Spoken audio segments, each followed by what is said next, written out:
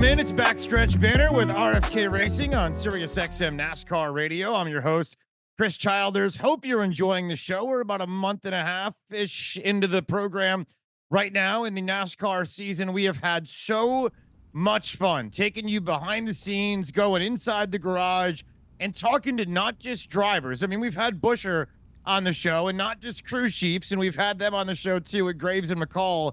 But we really explore the entire team and what it takes to put fast cars on a track on any given weekend. So we're going to continue that today. We are coming off of Martinsville on the short track. We're going to Texas this weekend and then Talladega. So it is a real mixture of racetracks here in this month of April.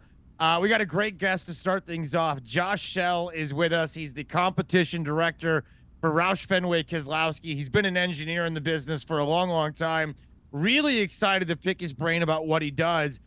Josh, it's good to see you, man. Thanks for coming on the show today. Yeah, no problem. Good to see you. It's good to see you. We are getting well into the season. We've tried all kinds of different tracks. We've had short tracks. We've had the super speedway package. Now that we've had a good sample size as the competition director, how would you summarize where the team is right now going into Dallas? Yeah, so I think our short track program, we feel like we probably need a little bit of work on. Obviously, Martinsville didn't really have the performance we were hoping for. Speedways have been good. We've had a little bit of bad luck and gotten in a few incidents with both cars there. So feel good about Talladega. If we can execute that day, we should be able to be in contention for a win with both cars. And then the intermediate tracks, we're getting ready to start on a pretty good run of those here over the next 5 or 6 weeks. Really only have Vegas to reference back to so far, and I think we had flashes of what we can do there, but we've put a lot of work in the in-between time here, and excited to go to Texas, and I think we can be competitive there. I think so too, and certainly Busher's excited to get back to his home state. Yep. It's a track that he's going to have a lot of support at. Give me an idea of the whole Texas race, the package, what you've worked on, and the confidence level. Like you said, going in, you feel pretty good about it. I got to believe your job is really busy every week, going from track to track, and how different these things have been. What have you had to do differently this week coming out of Martinsville to get ready for Dallas? Yeah, I mean, I think it's a couple of things. A little bit of looking back, and we ran 2 short track races in a row, and then Phoenix at the start of the year, and honestly wanted to try to make sure we kind of knew where we were at and collected everybody's ideas of where to go and what to work on for the short tracks before we kind of put that to the side here for a little while and go focus on intermediate racing. As far as that goes, we've put a lot of time and energy into making sure we understand our new Ford Mustang as well as we can. We felt like we had a little bit to learn still coming out of Vegas, so we've spent a lot of time trying to get to the bottom of that and make sure we put our best foot forward when we unload for practice and qualifying on Saturday. Josh Shell's with us. He's the competition director at RFK. It's Backstretch Banter. Really excited about this conversation because there's a lot of things to get into with the team behind the scenes that the competition director is going to be able to give us some really good insight on. First of all, tell us about your job. I mean, I think everybody kind of understands the crew chief. Certainly we know what the driver do. We know what the different positions on the pit crew. But from your perspective as the competition director for the entire team, what does that encompass? Yeah, I mean, it's honestly a little bit of everything, and it depends on the day and the week and what we've got going on. I spend time dealing with our pit crews and whatever issues may come up there. I spend a lot of time working with our partners at Ford, Roush Yates Engines. I spend a lot of time talking to NASCAR. So just a little bit of everything. And then internally, I try to look at it as making sure that our crew chiefs and teams that take the cars to the track have everything that they need, and that we're, working on the right things. And from my seat, kind of in the big picture, making sure that we're staying on top of everything and allowing the team guys to kind of focus in on the finer details from day to day, week to week. So you're kind of seeing the overall day-to-day, essentially. Yeah. You got the whole general kind of zoomed out picture, and then everybody on the individual teams are working on the different parts. That's a lot of responsibility, certainly. And there's a lot of Yep. details that Yep. go into that. Is there anything that you deal with on a day-to-day that you look at and you're really fortunate you have, X person or Y person that you can go to, that, maybe, I mean, you have so much, so I'm sure you have strengths, right? The engineering side, I'm sure, is your Right. strength. Is there anybody you count on in the team for things that are maybe areas of weakness that you're really fortunate that you have at RFK? Yeah, I mean, I think being an engineer and working on the technical side, you probably don't have as much experience working, on the people side and kind of interactions and management and some of that. So there's a variety of people in the building, whether it's Brad or Scott Bowen, our pit crew coach, or some other folks that, if I have a personnel kind of human issue that I can bounce things off of and make sure that we're handling it in the way that that the team expects and with the standards we try to hold. You said something a minute ago about your job description and how some of it's, dealing with the team, some of it's talking to Ford, some of it's NASCAR. I'm curious from a competition director perspective, how much you deal with the manufacturer. How much are you on the phone with Ford? What goes into that? You're obviously not the only team that is a Ford team. I know, everybody's familiar with the weekly meetings with the manufacturer and kind of the strategy. There was a lot talked about in Daytona Yep. about the teams, drafting with one another with Toyota and Chevy as well. From your perspective, what do they do for you guys? How much is being discussed on a weekly basis? Yeah, so we have a weekly call that all the teams are represented in and kind of talk through weekly performance and kind of what everybody thought, what their strengths and weaknesses were, and you can kind of draw some conclusions across the board.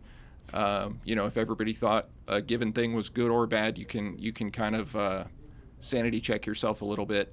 And then beyond that, Ford provides us all of our aero information. They do all of our wheel force testing for all of our tire data and those types of things. And I probably have 2 to 3 to 4 meetings a week with Ford representatives on different topics. So yeah, lots of interaction, lots of back and forth there. I think that's interesting how much they're involved from a manufacturer perspective. And then, from there, how much do you deal with the other teams that are Ford? Do you have a healthy, strong relationship? Does it play out that way typically on a racetrack? Does it ever get tense within a manufacturer? Yeah, I have a pretty good personal relationship with the folks in my same position at the other teams. I mean, you said at the beginning, I've been around the garage a long time now. Lots of people that I've seen around for a long time. Sure. So yeah, the off track day-to-day stuff is pretty good. When the race starts, it's always a little bit more of a challenge, right? Our priority number one is to come home first. So we've got to, while we are Ford teammates and aligned, we still want to make sure we're the first 2 Fords across the finish line. So, but no, our working relationship is pretty good, and we communicate regularly on all kinds of different things and try to make sure that we're in alignment and pushing for the same things when we can. We're talking to Josh Shell, the competition director at RFK, and he's been in the garage for a long time. As we just mentioned, he was an engineer for a long, long time. I was talking to somebody the other day whose kid is a science geek, and they also like sports. And I said, and the kid's probably not going to be a professional athlete based on body type. It was like me growing up, right? Like, it's just not going to happen. And I said, really, I mean, NASCAR might be a good road to kind of go down if you love science, because to me, there's no better sport that kind of scratches that itch of sport and science at the same time. What drew you to it? You obviously have to be comfortable with numbers. You have to be comfortable with science, things that my brain doesn't compute. I'm more of a creative and things that are just going to go over my head. But for you, where numbers might just completely, look different to you than they do to me, what drew you to this side of the science of cars? I mean, I think for me, it's a little bit, maybe a little bit backwards. Like I liked racing and got into that before I became an engineer, and it was kind of a little bit thinking about it the other way of how can I turn this thing that I enjoy and like to do, how can I turn that into a career? And it seemed like the engineering path was probably the best one for me to be able to do that. That's kind of cool. I love that. Yeah. And racing gets in your blood really easy. So I think a lot of people are like, okay, how do I do this? If I'm Correct. not going to be a race car driver, Right. how do I make this work for a living? And certainly you've carved out a hell of a path for yourself. And you've been doing this for a long, long time. You've been in that North Carolina area with the team and now in a really cool position with the team. So certainly you've made the most of that. Did you embrace so let me ask you this, going from a racing perspective, how much did you have to learn about how much science went into the car? I think a lot of, guys in particular that, guys are driven to cars. I was walking by a McLaren yesterday and just kind of stood with my mouth open for a while. We like them, Yeah. right? It's just Yeah. what we do. But how long did it take for you to understand how much science goes into making a race car fast? Man, I don't know that I know the exact time, but I think you just continue to learn. And I think about things I know now that I didn't know 5 years ago, that I didn't know five Yeah. years before that. It's constantly evolving. Obviously, with the next gen car, it's almost been pretty much like starting over, right? Like you've had to relearn things that you thought you knew, and things that seemed important before maybe aren't as important now, and vice versa. So, yeah, I think it's just a constantly evolving process. From your perspective as an engineer, how different is the next gen car from the previous model? How much different was your job?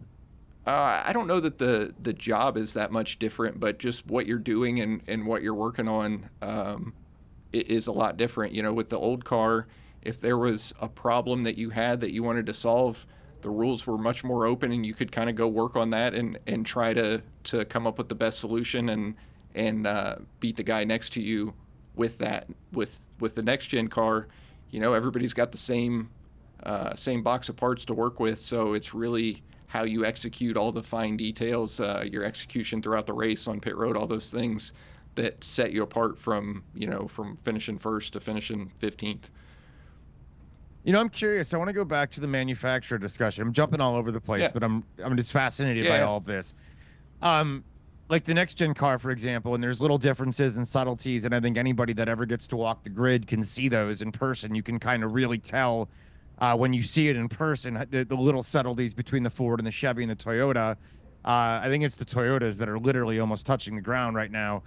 But I'm curious, how much input do you have with the manufacturer when they, like, for example, the next gen car?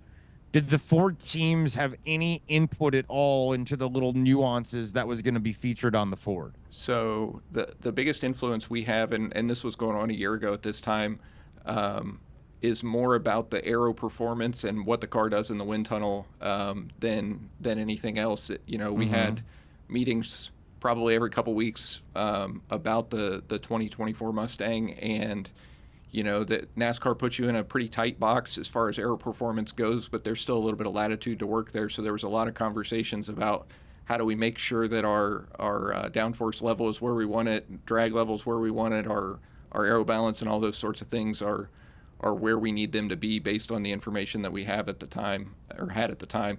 And time will tell a little bit on that. With only one downforce race so far, I think it's hard to draw too many conclusions on where we're truly at with that. But like I said, excited to get to these next handful of tracks and get a better idea of where all that is. Yeah, and you got some fun ones coming up. We said Texas this weekend, and then Dega coming up after that, and then a bunch of mile and a half. So it is going to be an interesting part of the schedule that we're entering into right now in the NASCAR season. Chris Childers with Josh Shell, the competition director with RFK Racing. There's so much to get into when it comes to the team and the performance. And right now, the team is, we're really, really early into the season, but Buescher would be in the playoff the way it stands right now. Brad's got some work to do, but I think overall, aside from some bad luck, maybe last week, a little bit different, but aside from some bad luck, the cars have been in a pretty good position. Yeah. They've been running towards the top. So I think the team's got to be pretty pleased with the positioning that they're in. With that said, how much pressure was on you in particular as the competition director coming off of last season?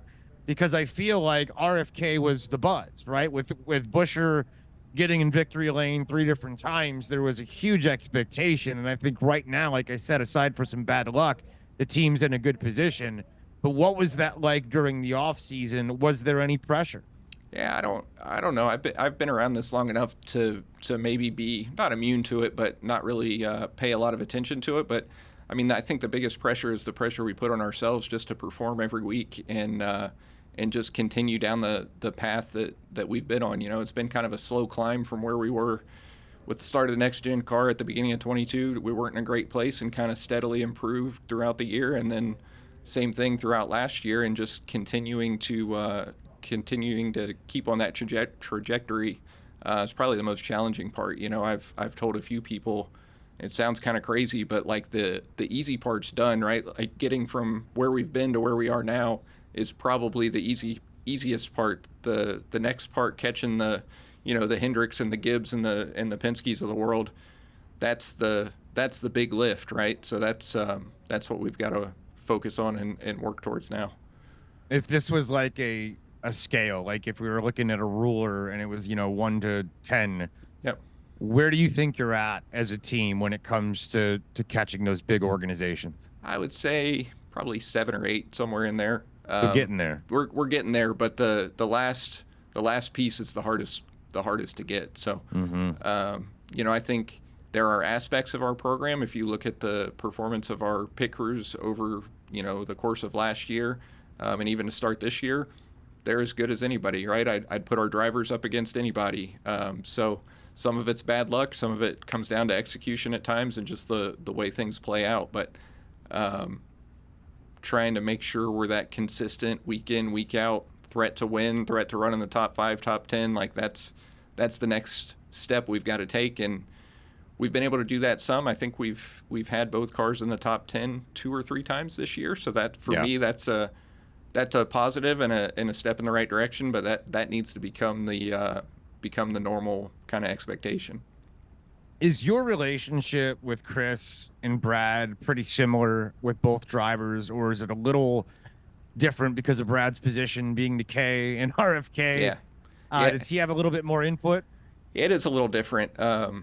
Chris, I can talk to just as a driver, and that's pretty straightforward. Brad, Brad's my boss. So there's times when I have to be aware that I'm talking to Brad the driver and not Brad the owner, and kind of approach that a little bit differently. And then there's other times when I'm talking to Brad the owner that, it's like anybody else talking to their boss or talking to who they report to, where you have to approach some of those things a little bit differently. So yeah, it's definitely a little bit more of a balance with Brad, but both guys have been great to work with. I didn't have any real relationship with either of them prior to coming to work here, and they've been, on a personal level, they've been as good as anybody I've ever worked with.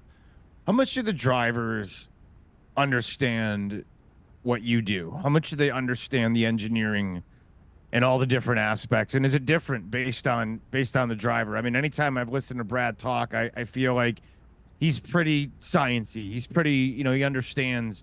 Have no idea about Busher or anybody else you've worked with in the past, but what's that like? Yeah, I think they're all a little bit different. I've worked with Harvick, McMurray, Kurt Busch, now Chris and Brad over the years, and yeah, they're all a little bit different. They all have, kind of different levels of understanding, and I think the biggest thing with drivers particularly is just trying to interpret what they mean and what they're trying to get across, and not necessarily just listening to the literal explanation of like, hey, I feel this. It's like, okay, well, we know that's not really happening, but I'm trying to understand what you're feeling and Sure. what we can really address out of that. Fascinating. I think the whole behind the scenes of a NASCAR team is really, really interesting, especially when there's so many nuances. I mean, there's so much nuance that goes into a Sunday race and everything else that leads up to it. Let's break. We'll come back. We'll talk more about the upcoming race in Texas. Josh Shell is our guest, the competition director at RFK. Stick around. It's Roush Fenway Keselowski's Backstretch Banter on Sirius XM NASCAR Radio. We are back here. It is the SiriusXM NASCAR Radio's Backstretch Banter with RFK Racing on SiriusXM NASCAR. Chris Childers here. We are talking about the race coming up this week in Texas, coming off Martinsville. RFK, excited about the schedule. As we talked about, we got Texas this week and then Talladega. Everybody loves Dega, and that's on the schedule a week from now. Josh Shell, like I said, our guest with us, the competition director at Roush Fenway Keselowski. Different tracks coming up, as we talked about. You're coming off the short track. How much work?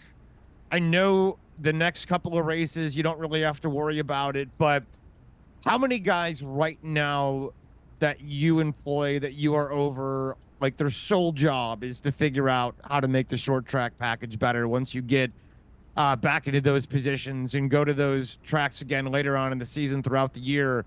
Do you put it aside? Do you have a group that's working on it constantly? What is that like, considering that you are not in a short track the next few weeks? Yeah, so we sat down yesterday and kind of got all of our heads together before everybody kind of moved on and thought about something else, and just tried to capture, what are the questions we need to answer. And now between now and the time we go to the All-Star race at North Wilkesboro, and then we have a test at Iowa immediately after that, those are the next two times we'll see that package. So, yeah, we've kind of tasked 2 or 3 or 4 people, depending on what we've got going on, to work on different parts and pieces of that here in the time in between, as they can fit it in, and try to learn something out of the non-points race at North Wilkesboro, and then obviously out of our test coming up, and try to use that to springboard our short track performance for the rest of the year. Yeah, it's a marathon, and there's so many different nuances and weeks and things that go into it. It's just it's wild to think about. How do you compartmentalize all of it? When you go from an engineer to a competition director, it had to have been a big, to me, it would almost be like from being, I talk football every day for college sports radio station. Yep. And to me, it would be like going from a coordinator or position coach to the head coach, where now you're the CEO and you're making these decisions that are affecting everybody. And it's, the buck stops with you in a lot of situations. What was that transition like, going from an engineer to kind of overseeing everything? Yeah, it's been interesting. I mean, like I said earlier, as an engineer, you work with your immediate team, work with your crew chief, your driver, and that's pretty much it. Now, I laugh, but my days are only as good as our worst team's day, right? Like you have one car finish 5th and one car finish 25th. Like, okay, great. We had one good day, but my day's really more consumed with what happened. Why did we have one car have a bad day? So to our guys' credit, I think our cars run together more often than they don't, which is a positive for me and everybody here. I feel like that means, everybody's doing their jobs well, and we're producing quality vehicles. But yeah, it's definitely been a transition. Even on a day where you win, you feel ecstatic for the team that won, but at the same time, that other team that isn't in victory lane, that feeling. I've been on both sides of that. I've been the team that won and the team that didn't win in a 2-car team, and yeah, those days are tough, and lots of mixed emotions all around. Yeah, I can't imagine. What are typically the reasons if you have a guy that finishes top 5, top 10, and one that's finishing 25th or 30th, and there wasn't a wreck, there wasn't, something that was, just flat out noticeable? What typically would be the reason that we wouldn't notice watching the race? Because if we're watching it on TV, we don't get a whole look at the racetrack the entire time, so it's hard to figure it out. Right.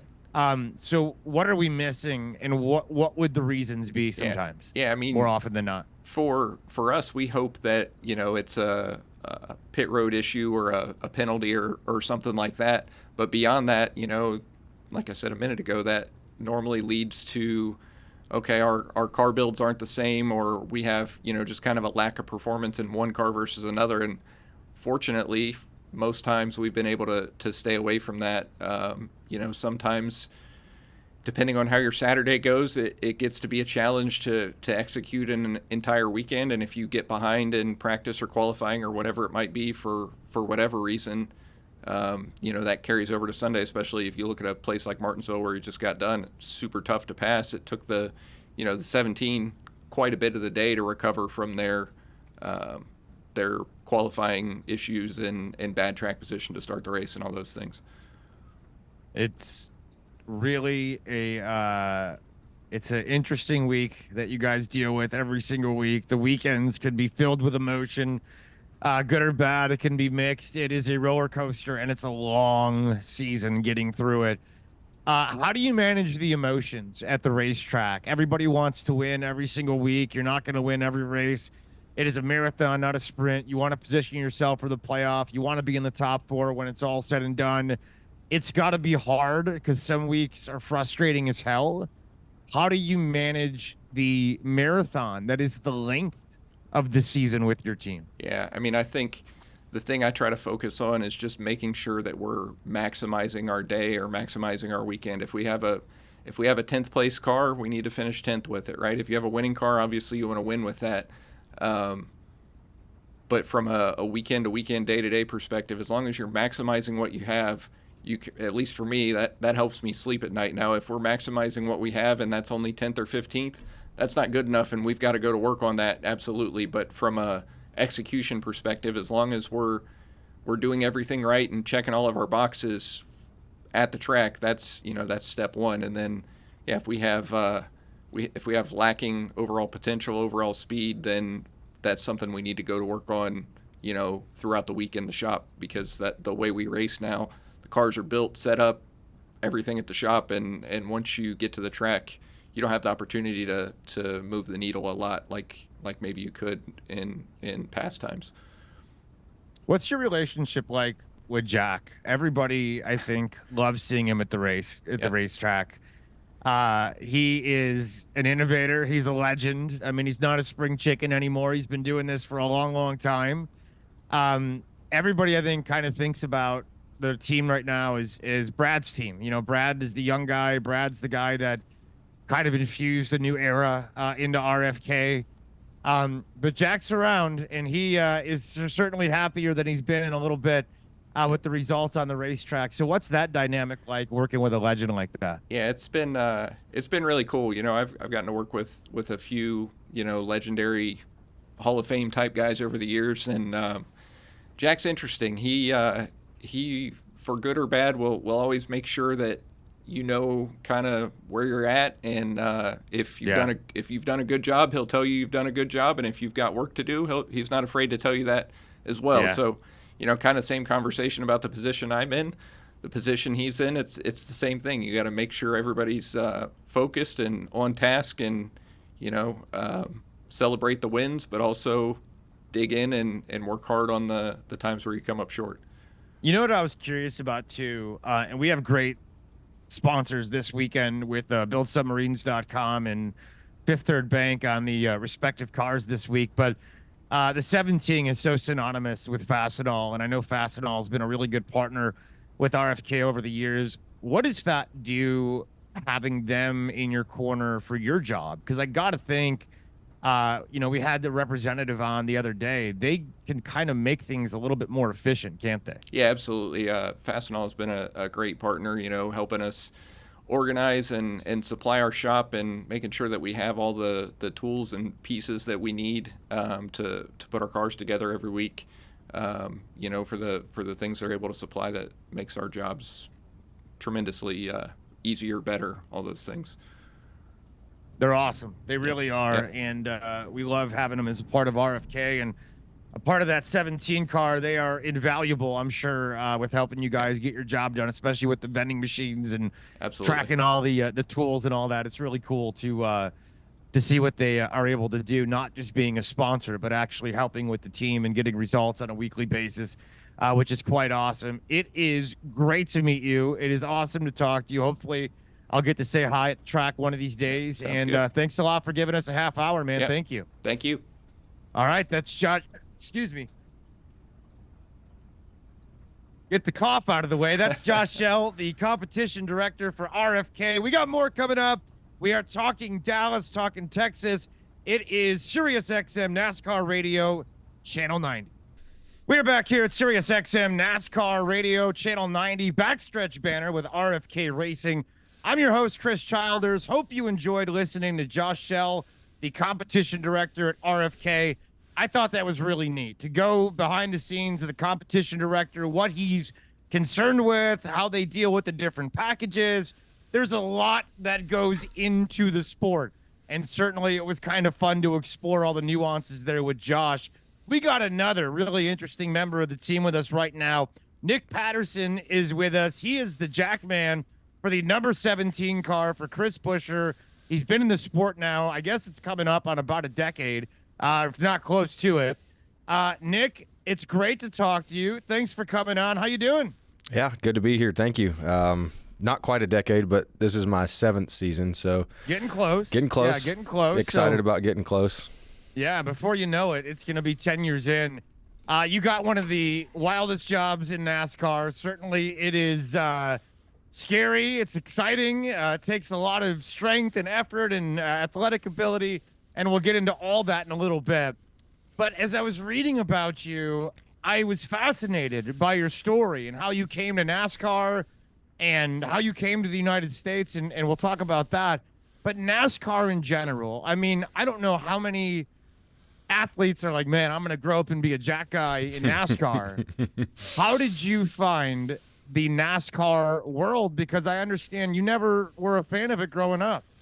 No, and not because of any particular reason. It wasn't something that we watched every weekend in the house, and so I didn't really know a whole lot about it. About as much as I knew about it was my dad would tell a story about when the Daytona 500 came around, his family would always go to the beach, and they would lay on the beach because they didn't have the money to actually go to the race. So they had a radio going, laying on the beach, and they were close enough they could hear some of the stuff going on in the speedway and the sound of the engines and everything. And they would listen to the broadcast and lay on the beach and just kind of be there for the race, but not actually at the race. So that was about as much exposure. Awesome. Yeah, it is cool. But yeah, so I didn't really follow it. I grew up watching a lot of baseball and playing baseball later on. But, racing was, I don't know, it just wasn't really something that I would ever watch, or I didn't really know much about. So maybe I just didn't have enough exposure to it to pique an interest. So it was kind of a serendipitous way that I entered the racing world later on. So what did you think when you got into it? Because you started, I think, in trucks and Xfinity, right, as a jack guy. So your first exposure, being at a track, coming from baseball, what was that? Yeah, actually my first exposure was at Hickory Motor Speedway, and they had set me up to go do this late model race, and I didn't know anything about racing at the time, so I didn't know the difference between like a late model race and a NASCAR sanctioned event.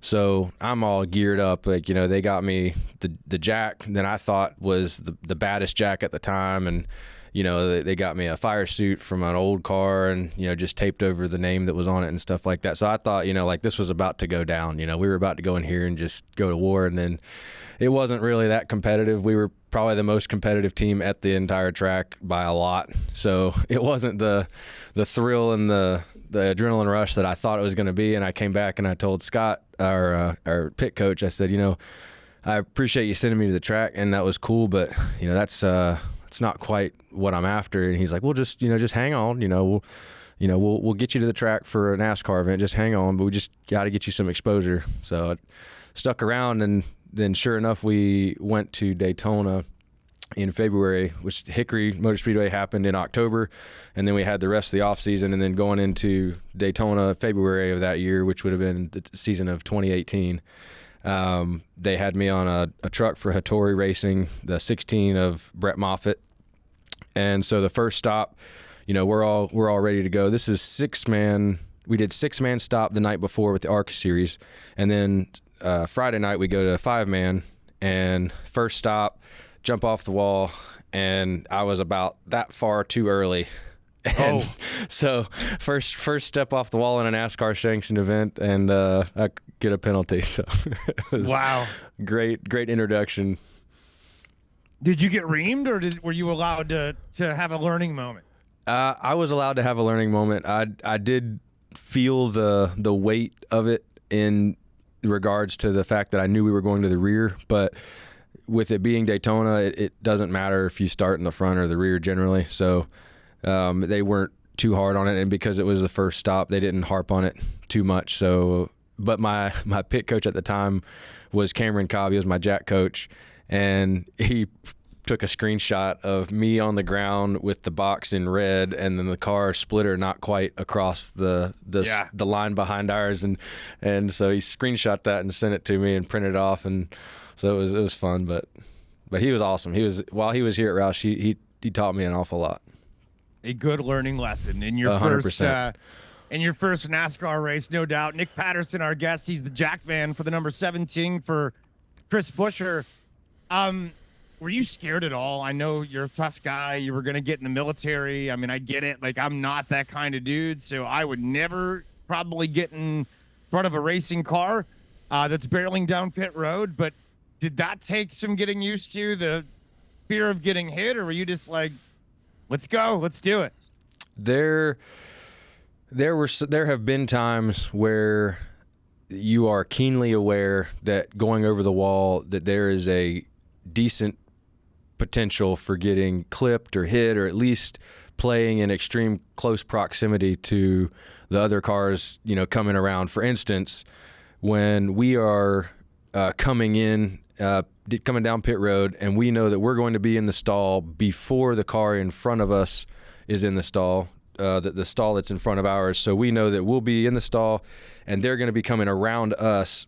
That's a time where you're cognizant of it, at least. And then there are times where that the car that's pitted in front of you is going to be coming in nose to tail with your car, and there's a gap that you have to shoot, and you don't want to get hit by your own car. So there's times like that where you're aware that there's that potential, but I don't remember or recall too many times. Maybe one time where I just didn't go because it was just too tight. We had an inexperienced driver that didn't drag the brake and give us enough of a gap, and you're just like, it's too tight for me to do that. I can't. So there was actually one time early. It was my first year in racing. They had moved me to the Xfinity car for Roush Fenway at the time, and it was Ryan Reed in the Xfinity series, and he didn't give us quite enough room, but I went anyway, and they screenshotted the helmet camera of the front changer, and it showed that it was maybe like this close from just taking out my leg. And they said, don't cut it that close. You got a career to protect. You don't have to cut it that close. Yeah. So that's crazy. That was in the back of your mind moving forward in scenarios that happen like that, later on. But the competitor in you just says, just go, we'll figure it out, on the fly kind of thing. So let's talk about the competitive aspects of it, because I think that's interesting. There's so much that's publicized about the driver, right? The driver, Buescher, Keselowski, we get that. They're the ones that are behind the wheel. Their names are on the car. But the crew chiefs are probably the other guys that get, the most love. How much pride does the pit take every week in the results, in finishing top 5, top 10? We all see pit crews go nuts when the guy wins, and certainly you guys went nuts a few times last year. Yeah. But what is that competitive nature? I mean, you're not the one driving the car, so I'm sure it's got to be a little bit frustrating. You can't control everything. You can only control a little bit of what happens in the race. But what is that like for you as a competitor? Yeah, so it really depends on the track, depending on how much bearing we have on the race. And a lot of times we talk about speedway races are races generally where the pit crew can't win it for the driver, but we can lose it for the driver. So, and what I mean by that is that because you're usually waiting on fuel, because you can do the stop faster than what the allotted amount of time it is to fill the car up, we don't have any pressure to perform a quick stop. So a lot of times we'll get done and we're just standing there watching the fueler fill to make sure we have enough fuel for the next fuel run. So the pressure on competing and popping off a quick stop is relatively low.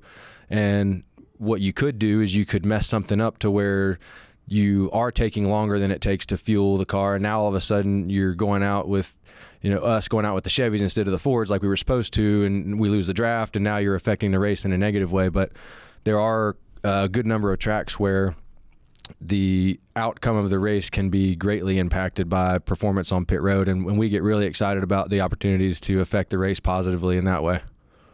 All right, let's take a break. Nick Patterson is our guest. He's the Jackman for the number 17 car. I'm curious about the relationship of a pit crew. How much, you guys are a team, and how much you guys talk, spend time together off the racetrack, out of work. Let's talk about that when we come back.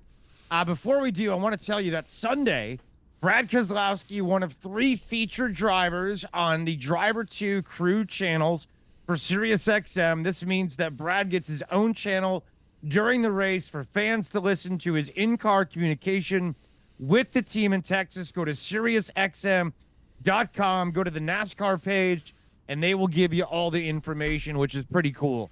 Break time, more with Nick Patterson when we come back.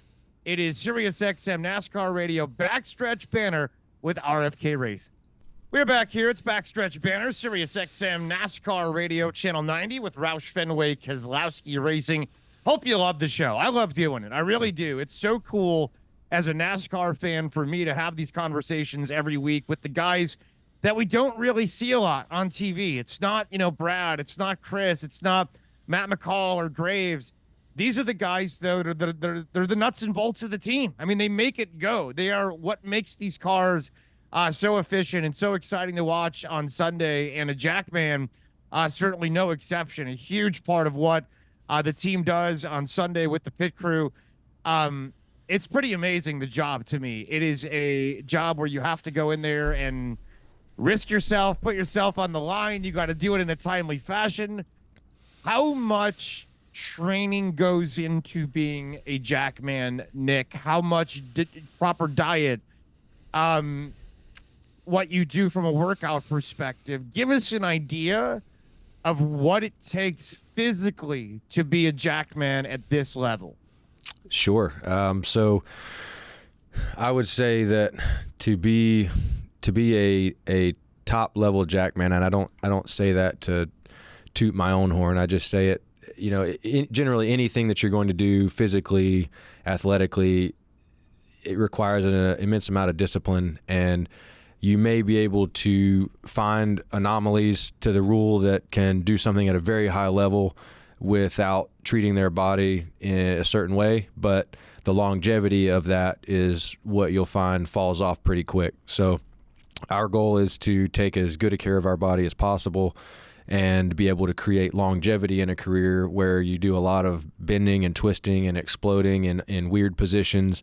And so the maintenance of your joints and your ligaments and your tendons and your recovery time and all that stuff plays a huge role into being able to create that longevity. And so, from a regular week, you might say is Monday I try to come in and get a lift, and I just kind of gauge depending on how my body feels after the race, and depending on how much sleep I got, I may do kind of like an active recovery day, or I may feel good enough to just do a full lift. And then Tuesday we'll come in and we'll have another lift, and we'll do film, and we'll have a practice, and that usually revolves around a speed day or focusing on something that maybe we didn't quite get dialed the way we wanted to for the race. So we may focus on just repping that out and getting that honed. And Wednesday it's a similar deal where we come in for practice, we come in for our lifting session, and then Thursday, a very similar day, except on Thursdays we prep for the race. But, I personally take a lot of the discipline that I was expecting to experience in the military. I use that in my training regimen and my nutrition and my sleep and all of that. So it plays a really large role. And I could go on and on for as long as you'd want me to, but that's the gist of it. Is it's very regimented. You want to do everything the same day in and day out, and then really just be tuned into the body and what it feels and what it doesn't like, and on certain days after certain movements and races and tweaks and things like that. Well, for those that can't see you on the radio, believe me when I tell you, this guy's jacked. He is absolutely disciplined. I can tell he is put together. There's not an ounce of fat on this guy, Nick Patterson, the Jackman for the number 17. What's the relationship like with the pit crew, with the rest of the team? Is it a friendship? Is it a working relationship? What's that like? I've been on a variety of pit crews in the 7 years or I guess this is the 7th season, but in the 7 years that I've been a part of the sport, there have been a lot of guys that have come and gone, and I've been a part of a lot of crews. I've been a part of crews that have won, and I've been a part of crews that had struggles. And this is the one of the best chemistry-related crews that I've been a part of. We do really a good job of caring about one another's performance, caring about one another's well-being.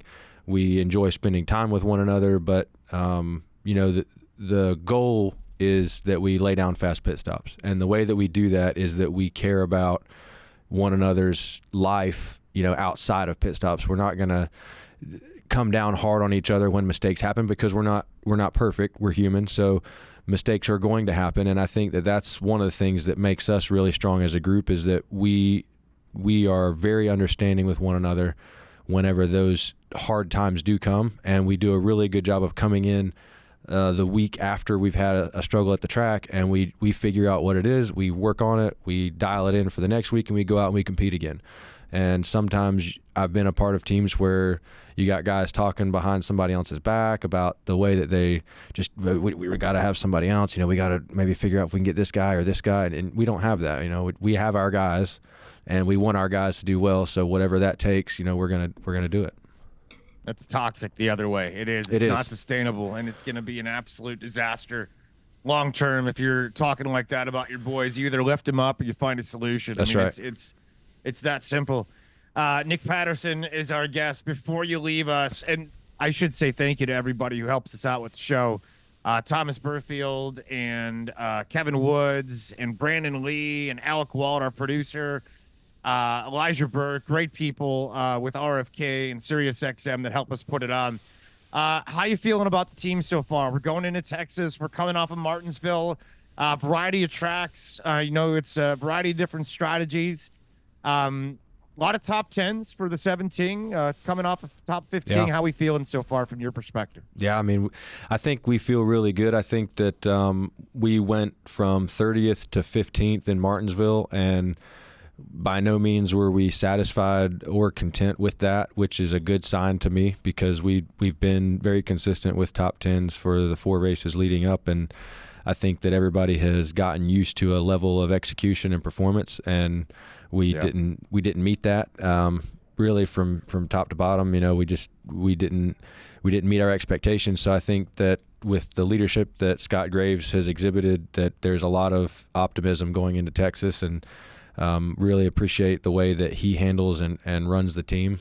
So I think that one of the things that helps with the chemistry that we have is that Chris is honestly such a good, just down to earth, one of the guys kind of driver, and we feel like he is engaged, and part of us is not just a separate entity that we are working to hopefully push across the finish line. And, we feel like we're all collectively, from driver to crew chief to spotter on down, we feel like we are all collectively a unit, and I think that's pretty special. I haven't seen that be a thing across the sport very often. It's a big deal. That's why I think the team was in victory lane so much last year and has been running so consistent this year. I really do. Nick Patterson, good to talk to you. Good to see you, and hopefully we'll see you soon at the track. Thanks so much. Yeah, thank you for having me. All right, that's Nick Patterson. We are done. Hope you enjoyed Roush Fenway Keselowski's Backstretch Banter. I am your host, Chris Childers. Thanks for listening. It's SiriusXM NASCAR Radio, and you enjoy the race in Texas.